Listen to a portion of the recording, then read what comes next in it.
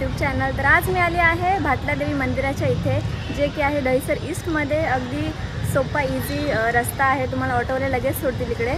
तर इतिहास आहे तो खूप जुना इतिहास आहे मंदिराचा। तर मी तुम्हाला इतिहास पूर्ण सांगेलच, तर तो बघण्यासाठी पूर्ण व्हिडिओ बघावे लागेल। तर इतिहास मी सांगतेच, तर तोपर्यंत तुम्ही मंदिर बघा। तर मंदिर कसं आहे ते हे बघा। मंदिराचा व्ह्यू आहे तो असा काहीसा आहे। ही इकडे एंट्री आहे, जी की 3:30 नंतर चालू होते। एंट्री चालू होते, बट मंदिर आहे ते 4 नंतर चालू होतं। तर आम्ही अगोदरच आलो होतो आणि आतमध्ये व्हिडिओ बनवतोय।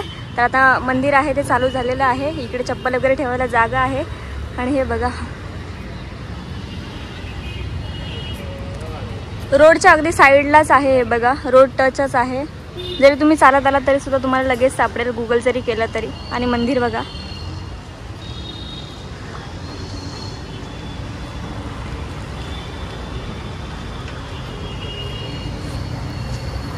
तर सर्वात पहिला आपण दर्शन घेऊया आणि नंतर तुम्हाला मी सगळी हिस्ट्री आहे ती सांगते। हे चला।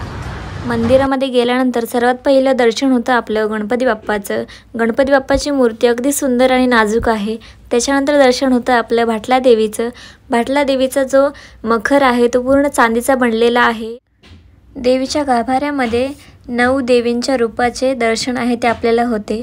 देवीचे रूप अगदी मनाला मोहित करणारे आहे। त्याच्यानंतर दर्शन होते आपले श्री दत्त गुरूंचे आणि त्यांच्यासोबत साईडला आहेत ते साईबाबांचा फोटो ठेवलेला आहे संतांचं। त्याच्यानंतर दर्शन होते आपले महादेवांचे आणि महादेवांचा गाभारा आहे तो पूर्ण असा वेलींनी सजवलेला आहे, बघा किती सुंदर। त्याच्यानंतर दर्शन होते आपले हनुमानजींचे आणि पूर्ण मंदिरांचे आहे ती सजावट आहे ते खूप सुंदर प्रकारे केलेले आहे, शिलाकाम जे केलेलं आहे ते।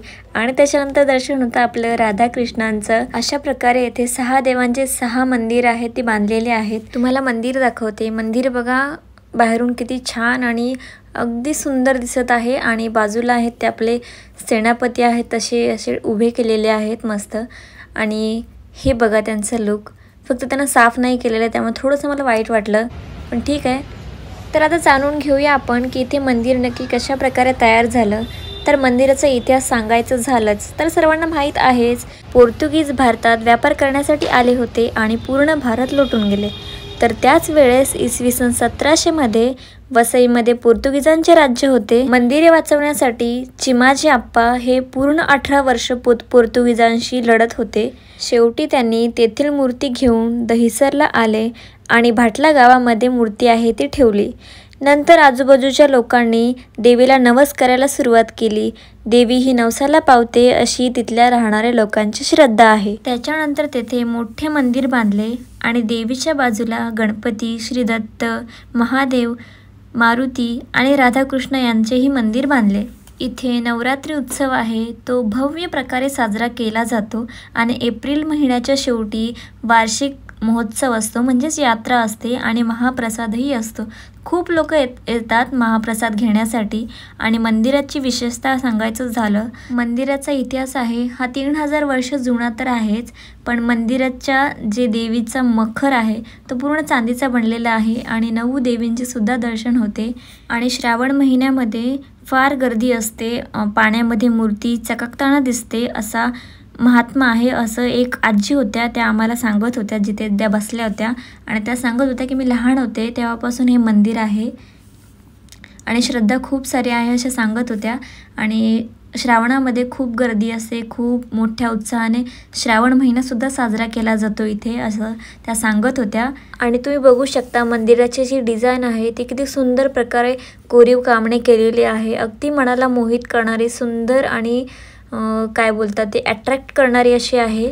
आणि मंदिर आहे ते खूप मोठं आहे, खूप मोठी जागा आहे प्रार्थना करण्यासाठी, शांत बसण्यासाठी, ध्यान करण्यासाठी, उपासना करण्यासाठी, काही बोलू शकता, पण इथे खूप सारी माणसं बसू शकतात आणि खूप शांत आणि थंड वातावरण आहे।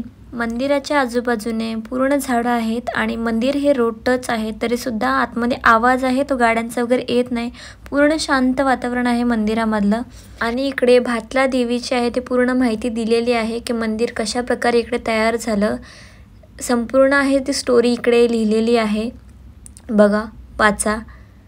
ज्यांना माहीत नसेल त्यांच्यासाठी हे खूप छान प्रकारे केलेलं आहे की असं लिहून ठेवलेलं आहे की मंदिराची स्थापना नक्की कशा प्रकारे झाली असं। या एकाच मंदिरामध्ये तुम्हाला 6 देवी देवतांचे आहेत ते दर्शन होते।